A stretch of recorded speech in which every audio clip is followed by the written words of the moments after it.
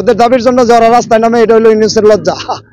আমি ইউনূসের নাম নেই করে অনেকেই কয় মিয়া জানো ওনার ক্ষমতা, এখন আমি ওনার ক্ষমতা দিয়ে কি করবো?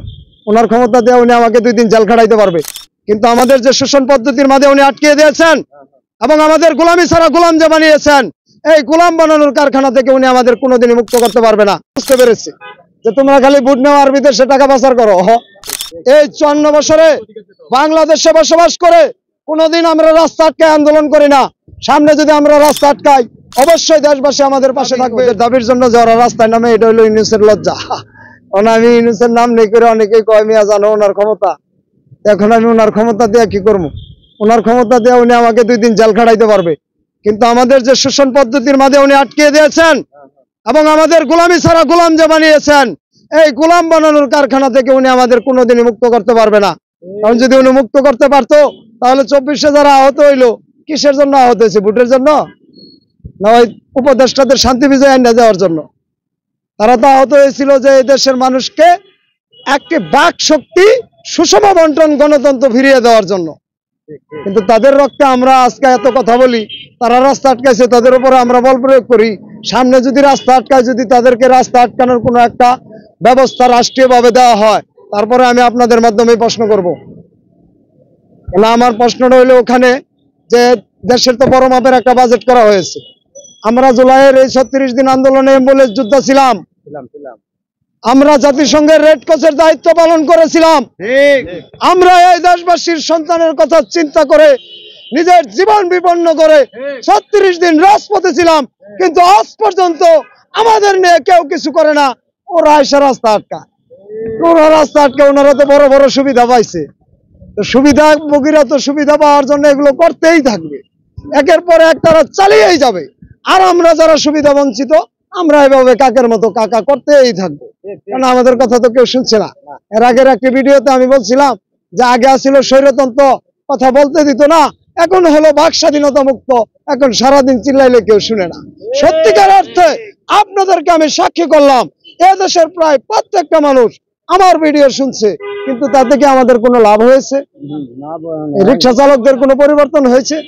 হয়নি। তাহলে কথা কে শুনলো? উপর তলা খুঁজতে পাবো না, গুগু যাচ্ছে গুগু ফান দেহ না, গুগু যাচ্ছে গুগু ফান দেহ না, জীবন যাপন শেষ করে লাগছে।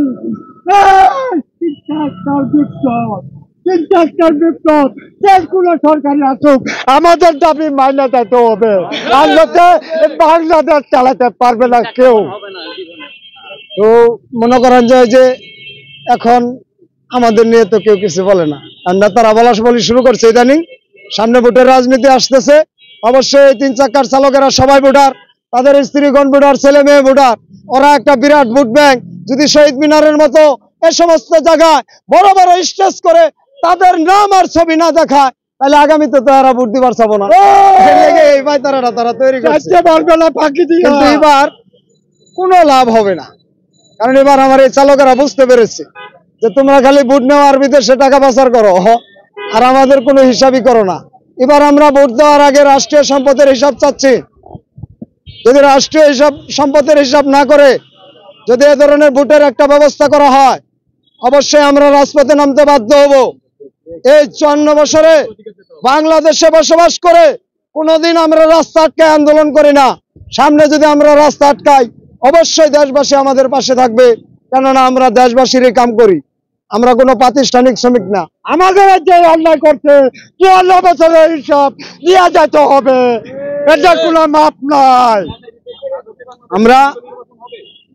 আমরা সুস্থ নির্বাচন অবশ্যই হবে। সুস্থ নির্বাচন এই জন্য হবে যখন রাজনীতিবিদরা সুস্থ হয়ে যাবে।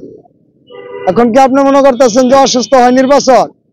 আমি তো দেখি রাজনৈতিক নেতারাই অসুস্থ হয়ে পড়ে, তারা তাদের ভিতরে জন্য ক্ষমতার লোভটা আঁকড়ে ধরে, তারা তখন একটা অন্যায়কে ন্যায় হিসাবে ধরে নিতেও কোনো চিন্তা করে না।